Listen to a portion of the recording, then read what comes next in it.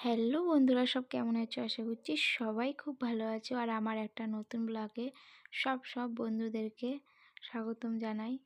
আর ব্লগটা স্টার্ট করলাম, দেখতেই পাচ্ছ চুল নিয়েই ফার্স্টে আমি আর কি চুলটা নিয়ে স্টার্ট করলাম।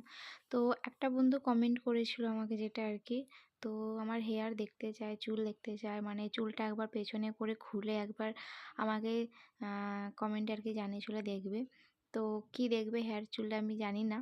তো আগে তো আমার অনেক চুলটা অনেক বড় ছিল, কোমর থেকেও নিচে ছিল, কিন্তু এখন আমার খুব একটা বড় চুল নেই।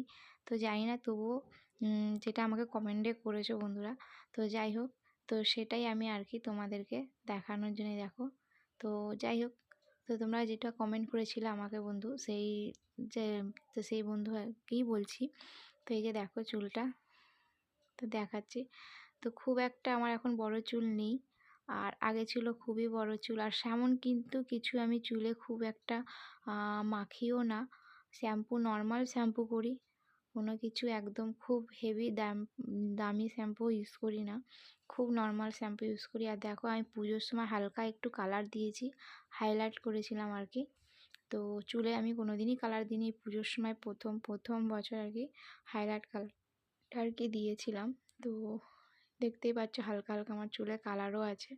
তো এই যে দেখো চুলটা, তাও আমার তো কাঁধ অবধি আর কি পুজোতে চুলটা আমি কেটে নিয়েছিলাম, ছোট করে নিয়েছিলাম।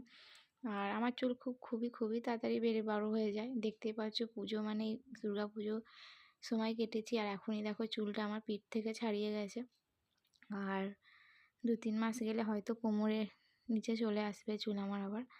আর অবশ্যই আবার তখনও দেখাবো। তো চলো বন্ধুরা, ভালো লেগে থাকলে অবশ্যই একটা লাইক, কমেন্ট, শেয়ার করো। চলো এখানেই ব্লগটা শেষ করলাম, টাটা।